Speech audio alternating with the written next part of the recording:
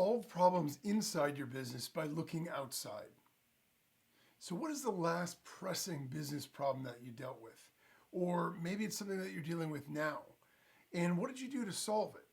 Because whether or not you're dealing with a problem right now, as business owners, as entrepreneurs, that's just a fact of life. We're always going to be dealing with issues. We're always going to be fighting fires. It's part of what comes with the territory. And, to be honest, despite the fact that we'd like to have no problems and have everything run smoothly all the time, there's some value in issues and challenges because it makes us, feel like we've done something. It makes us feel a sense of accomplishment when we overcome that. But regardless, whether we like them or not, problems are just par for the course. It's something we're going to have to deal with if we're going to be in business. And so we need a great way to be able to solve them. That's really the critical point here. And one of the most amazing things is that in the world today, we have such a great opportunity because for the first time really in the history of the planet, right, everything is so public. Everything is so online. Everything is so digital. Our connectedness as a society, as a world, as a people is at an all-time high. I mean, I remember even as a kid watching cartoons, and when they would reference places in the cartoon, like some foreign, countries or whatever in South America or Europe or, the South Pacific, they seemed so mysterious, and even sort of the way that they would depict it in the cartoon was mysterious and things like that. And, a lot of that mystery is sort of gone because now you can just go online and in 5 minutes you can look up what does it look like in Tahiti? What does it look like in Brazil? And you can find pictures and videos and travel guides and, all kinds of stuff. And so for the most part, it's a lot better. I mean, yeah, there's a little bit of mystery that's gone and there was something nice about that.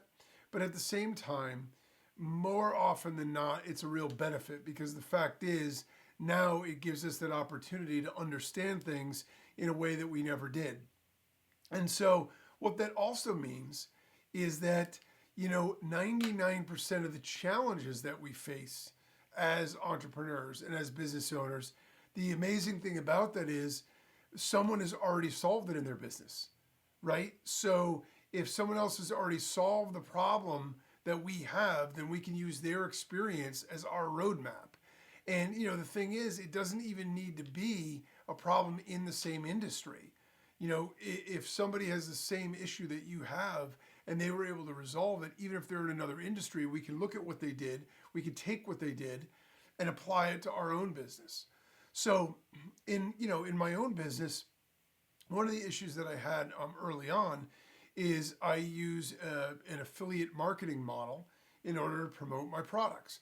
So I make products and services, and basically I would have other affiliates promote them for me, and then they get paid a percentage when they make sales. And I was okay. I did pretty well. I got a good number of affiliates, but there were always this group of people that was like above me. They always had a lot more affiliates. Their launches did more. Their products sold more.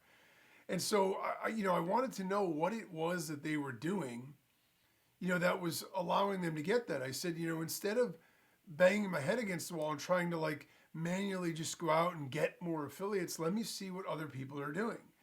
And, one of the things that I realized early on when I started to look into it is, there were online events and or offline events, but they were published online. And so people would get together all over the country and essentially all over the world, and they would have these sort of conferences, for lack of a better term. It was mostly like a pitch fest where marketers would all go to these, and because we're all remote and we don't work in the same place or in an office building, it was our one opportunity to all get together and network and do all these other things. And so a lot of JV relationships were formed there and things like that.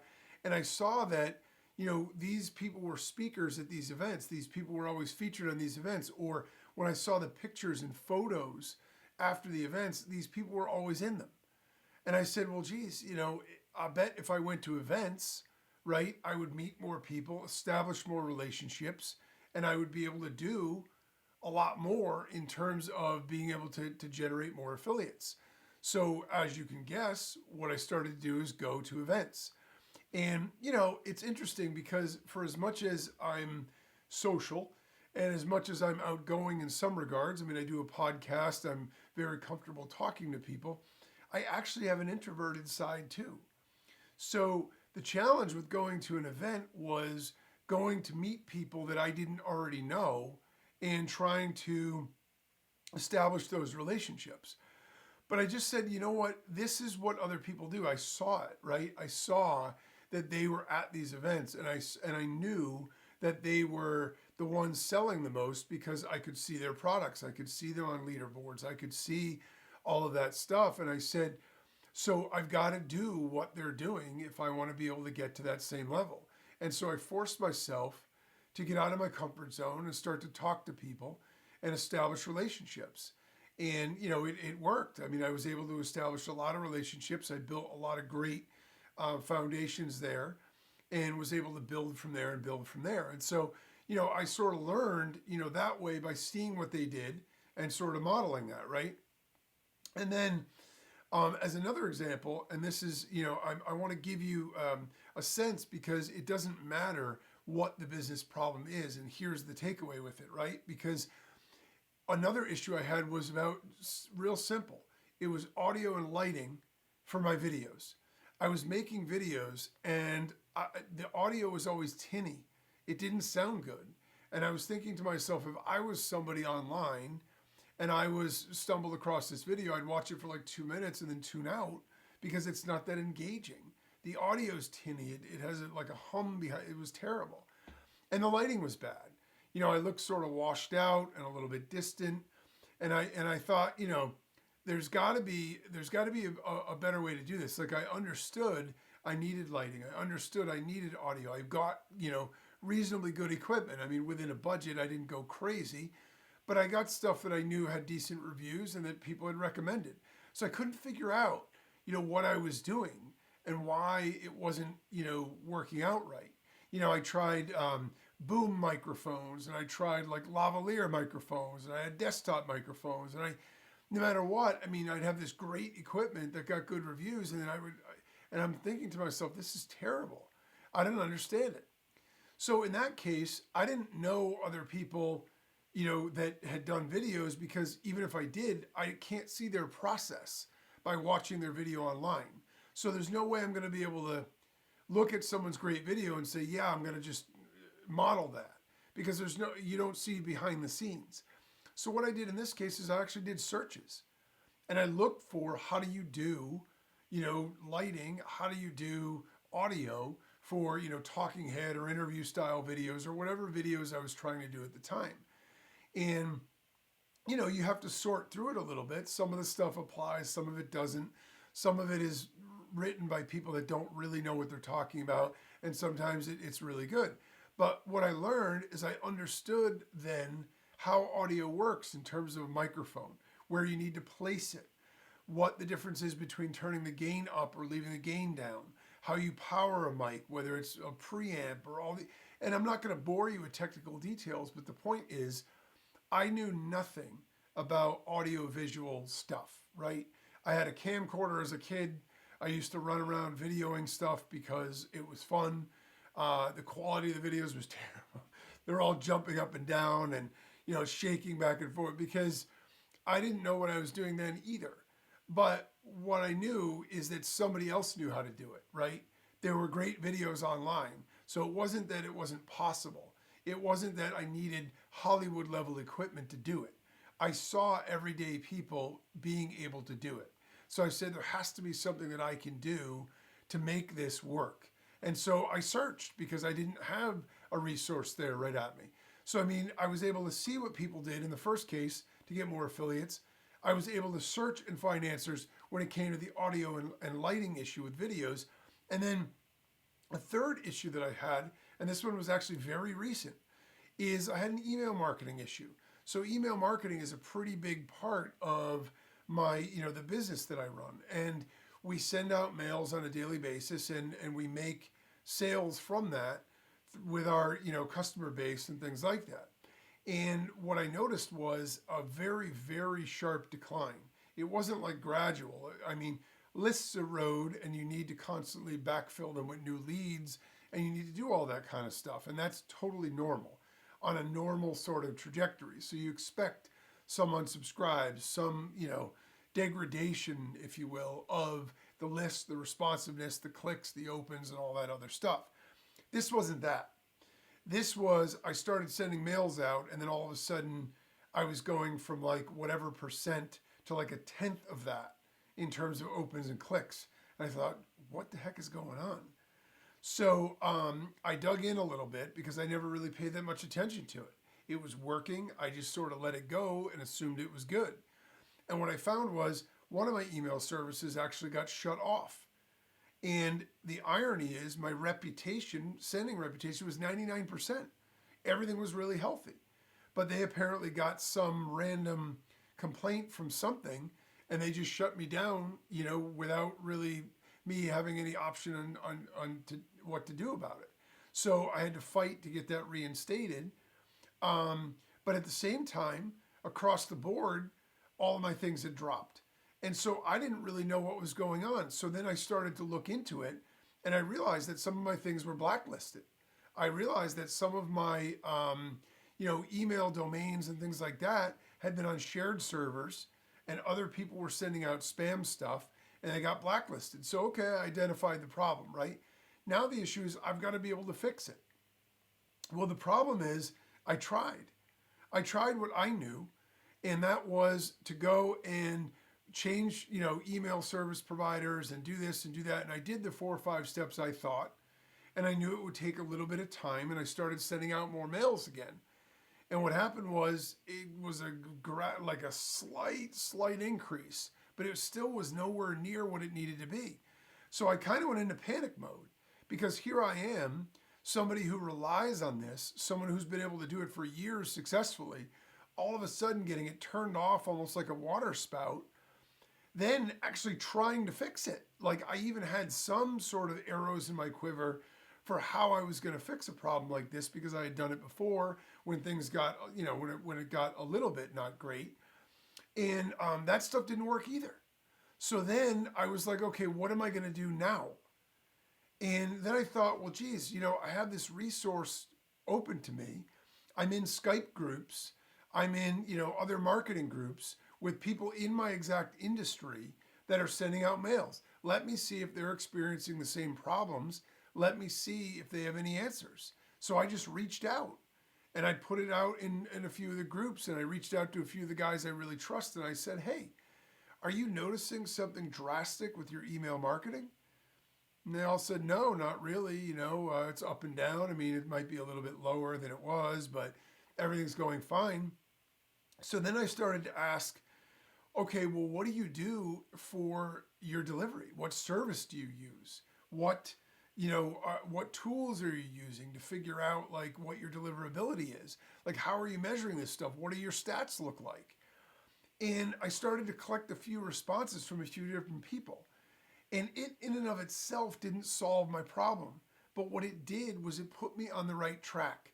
Because what it did was it let me understand that the problem that I had could be solved because other people weren't having it. So they had alerted me to stuff they did when they had the same problem I had. And one of the things was to use Google Postmaster. That's a tool I was unfamiliar with. So because of that advice, I started to use that to understand how my email is being perceived, what my domains are like, what my sending servers are like, and all of that kind of stuff. And that gave me a much, much better idea about what I needed to do to fix the deliverability. So I didn't get a silver bullet answer from any one person, but I got a little bit of answer here, a little bit of answer there. I took some of the common stuff, I put it together, and then it put me on the right track. So I was able to then go and do the rest of the research that I needed to do to figure out what I needed to do to fix it. So, those are 3 different examples of completely different problems in my business, right? From completely different perspectives that I solved in completely different ways. But they do have something in common. And that is I looked outside of what I was doing. Oftentimes, and I don't know if you're guilty of this too, but oftentimes as an entrepreneur and a business owner, I feel like I'm supposed to have the answers. I feel like when there's a problem, I should be able to figure it out or very quickly do a little search and get the answers I need and get it going in the right way. Unfortunately, my own stubbornness and belief has caused me a lot of problems because in the end, there are other people that are better than I am at solving some of the problems I've had. There are people that have already done it.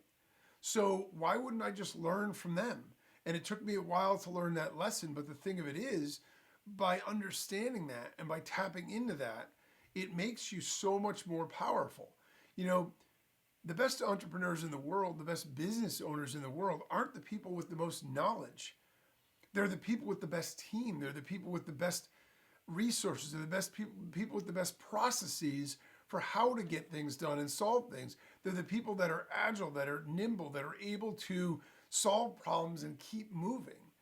And so it isn't about having all the answers. I've been to events and I've seen people stand up and talk or answer other people's questions.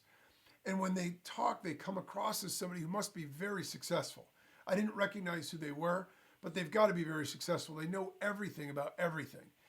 And I go and I talk to them on the break, or at the social thing after, and it turns out they have a bunch of ideas and they haven't done anything. They're literally not making a nickel. They don't even really have a business. It's more of a hobby because all they've done is spend all their time learning. So they're really smart, but they aren't doing anything, right? So the people that are able to get stuff done as entrepreneurs and learn what's the fastest way to get this done are the ones who are going to be the most successful. And that means relying on other people and outside resources. And those are 3 examples. I could bore you to death with example after example after example on a weekly or at least monthly basis of stuff where I've looked outside my own business to figure out how to solve problems. For some, all I did was see what other people did and essentially copied it, right? I modeled it for myself. For others, I had to search to find the answers. I just went on Google or YouTube and found some videos or whatever. And then for others, I actually reach out and ask for help. And the thing about that is, it's the same for almost all the business problems that we have. So the question just comes down to, if the answers are already out there, how do we know where to look to get those answers? Well, there are a few really, really valuable resources. One is flat out public information, data and stats, right? For JVZoo, for one of the affiliate platforms I work with, I knew the other guys were selling a lot more than I was because I could just look up their stats. So I didn't need to try to infer or figure out how much money they were making or how much they were selling. It was right there in the stats. There are articles, right? Articles about your business, articles about your industry, articles about successful companies, whatever. There's information in those articles. There's trade publications. Depending on what industry you're in, there may be trade publications. It's very smart to pay attention to that stuff because you're going to see other people's journeys. You're going to see other people's stories. There are podcasts just like this. I share with you all the time issues I've had, problems I've solved, because look, I know what it's like to be an entrepreneur and feel like you're alone and you've got issues that you need to be able to solve. So I want to share that stuff to the best of my ability so it can help you get through whatever issues you've got. Social media posts, right? And then there are forums and online groups. So you can join, like there are Skype groups or WhatsApp groups or whatever for a lot of different industries, a lot of different niches. And most of the time I don't post anything when I'm in those. I just look at what other people say. But in this one instance with the email marketing thing, it helped me solve the problem because I was connected to everybody. There are Facebook groups. Search out groups for your industry or for issues you might have or for the area that you want to gain more knowledge in and connect with them. I mean, there's a ton of information right there and people love to share when they're in that environment. Then there's offline groups and events. Whether you have conferences for your industry or whether you have Knights of Columbus meetings or Chamber of Commerce meetings or whatever downtown, you go down there, connect with other people, see what they're up to. And anybody else who's had your issues or issues you've got, then you can learn from them. But also, you want to join these things. You want to engage. And you want to listen to what other people have to say and contribute when you can. Help them. Throw other people a bone when they need help if there's something you can help them with. And be sure to ask when you need help. There's nothing wrong with that. The more connected that you are, the faster that you can get answers and the faster that you're going to be able to solve your problems.